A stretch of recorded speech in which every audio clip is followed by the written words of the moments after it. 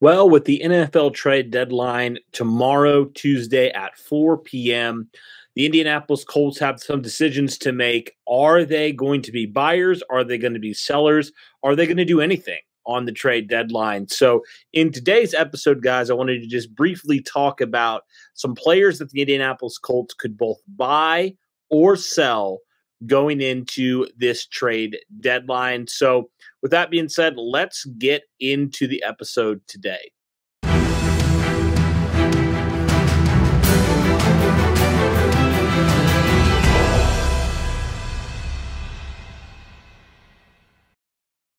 All right, what's going on, guys? Welcome back to Bring the Juice. I'm your host, as always, Cody Felger. And before we get started today, do me a huge favor, smash that like button, hit the subscribe button, turn on the notification bell so that you are in the loop when we drop new content just like this. Like I mentioned, the trade deadline is tomorrow. So the Indianapolis Colts have some decisions to make on if they want to keep some players, if they want to sell some players high. It'll be very interesting to see kind of how they go about it. The Colts right now, obviously, at 3-5, sitting outside of the playoff window. But again, a lot can happen here. So the Indianapolis Colts potentially try to add some pieces or sell some pieces, depending how they're feeling. Wanted to start with some of the players that the Indianapolis Colts could potentially sell. Here's a few players for different reasons, for different situations.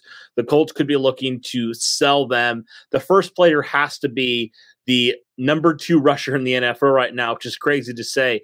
But Zach Moss, the running back the Colts had, filled in very nicely for Jonathan Taylor when he was out the first few games of the season. Zach Moss, a nice compliment to Taylor right now. But the reason why the Colts might want to consider trading Zach Moss away here before the deadline is the fact that, number one, Jonathan Taylor is back, right? That's the biggest thing. Jonathan Taylor's back. He's getting the majority of the carries now. Zach Moss is still getting a healthy amount of the carries, though, so that may ultimately be the reason where the Colts decide to not.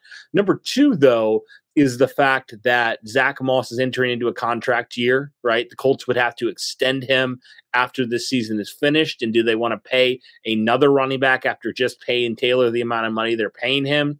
I don't know. It might be tough for them to do that. So do they sell high here before the deadline and try to get something out of Zach Moss here in this case? And if they do, is there a team that's maybe a contender or somebody that just had a big injury to a running back recently that the Colts try to sell high and get some value out of Zach Moss? And also the fact that running back is such a dime a dozen position at times, a team that maybe just it feels like they are just a piece away. You could give, a position that frankly doesn't last very long, get some value out of that. So Zach Moss is definitely a guy that could be a candidate for being traded away. Another guy that could be a candidate for being traded away, I know it might be a little bit surprising for some people, but what about Julian Blackmon? Was a 2020 third-round pick, has had some moments, has flashed. He's always been a solid player back there, but you do have Nick Cross right now, who hasn't really played a whole lot, hasn't got a ton of snaps.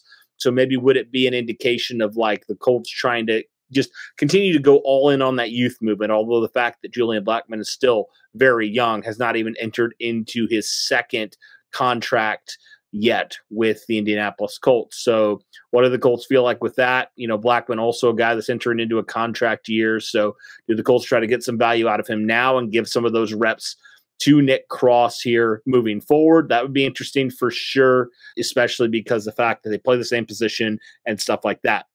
So Julian Blackmon would be another guy there that you think about potentially could be a trade piece there if the Colts were looking to sell him and give more snaps to the second-year player, Nick Cross. Another player that could be on the move, and this is the player that I think you'd clearly get the least amount of value out of, MoalaCox right now, with hopefully Jelani Woods getting closer to being ready to go. Would it make sense for the Colts to try to sell MoalaCox with his contract, get something out of him, because he really hasn't done anything as tight end right now? So would it make sense for the Colts to try to sell him with getting Jelani Woods back? I mean, at the end of the day, if you keep MoalaCox in your roster, you're going to have to make a cut somewhere, right? Drew Ogletree's played pretty well. Kylan Granson, when he's been healthy, he's had some moments. So, who's going to be that guy? Will Mallory maybe be on the practice squad? But again, how many tight ends are you keeping on this roster?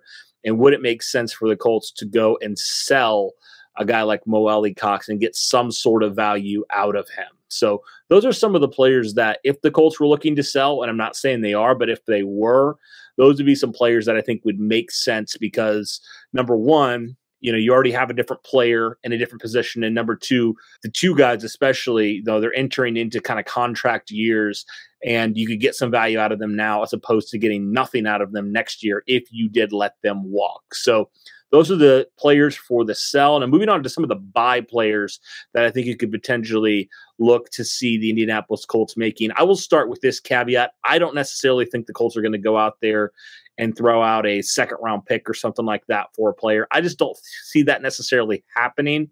I don't see them going after like a player like Patrick Surtain, although I would not be opposed if they went after him, just because I think it's going to cost a lot. And you have a lot of different positions that you have to try to fill. So I could see the Colts, if they were going to be buyers here, going kind of a low buy, low risk, high reward potentially type of guy. And the player that I think fits that to the biggest degree on the list is Bills corner Kaiir Elam. He was a 2022 first-round pick, 23rd overall by the Buffalo Bills. Just has not panned out so far with Buffalo, has not really found a role there, but he's still obviously extremely young.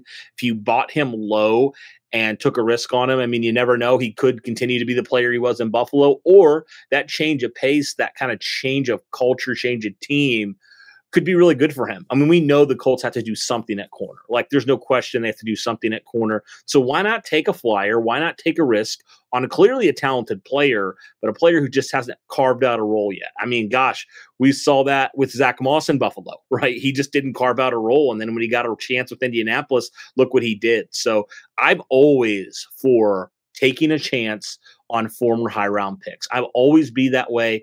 I'm always excited when the Colts do that because there's a chance that they could pan out and they could do something, especially if they're still in their mid to younger 20s there. So Kaiir Elam makes a lot of sense there for the Indianapolis Colts. Another player that I think would be very, very helpful as well, and I don't think it would cost as much as Patrick Surtain, has to be cornerback Jaylon Jones for the Chicago Bears. Right, he's a really, really good corner. He's played pretty well, all things considered. He's in his fourth year. He's a second-round pick out of Utah, so he obviously knows Julian Blackmon pretty well. He started in 45 games. He's more of that experienced guy. I don't know if Chicago will trade him, but they've definitely received some offers, so it would be interesting to see. I think this, out of the three guys, he would definitely cost the most probably out of any of them, but he's a very good player in his own right, and I think it would make a lot of sense, and it wouldn't be maybe multiple first-round picks or whatever it would be to acquire a player like Patrick Surtain.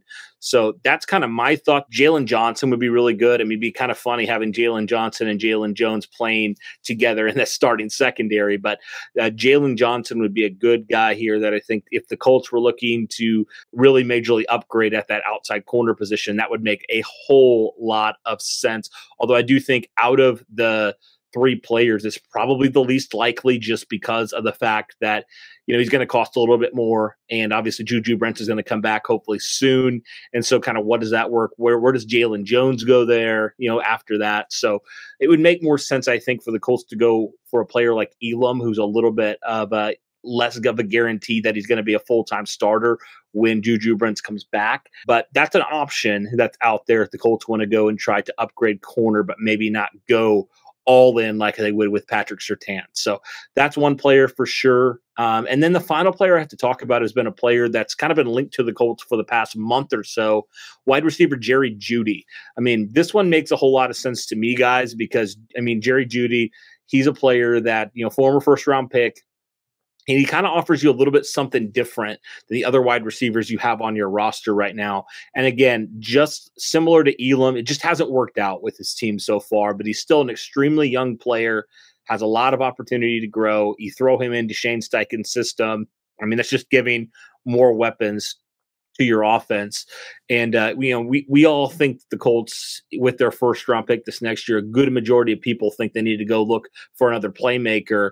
And if you can buy one that's a little bit, going to cost a little bit less, that's still extremely talented, why not take a shot on Jerry Jeudy here? Again, it'll all come down to price with Jeudy. I've heard different things from mid-round pick to the Broncos wanting like a second-round pick. So I don't know what exactly that's going to be for him. But if the price is right, I don't see a reason why the Colts wouldn't take an opportunity, take a chance, and just continue to add weapons so that next year when Anthony Richardson's back fully healthy, he has a full different arsenal of weapons, guys that can do a little bit of everything, and just continue to surround him with all these different skill sets and all these different weapons at wide receiver. So that'll do it for this one, guys. Let me know your thoughts overall on some players the Colts should buy or sell. I'm not saying the Colts are going to do anything. Like, I could very easily see them not doing a whole lot, but I also could see them maybe making a move for a few players or trying to get some value back for next year moving forward. I could see that happening. But guys, let me know your thoughts in the comments below. That'll do it for this one. Like I said at the beginning of this video, be sure to smash that like button. Be sure to subscribe. Turn on the notification bell so that you know when we drop new content just like this. But that'll do it for this one, guys. Thanks so much. And as always, go Colts.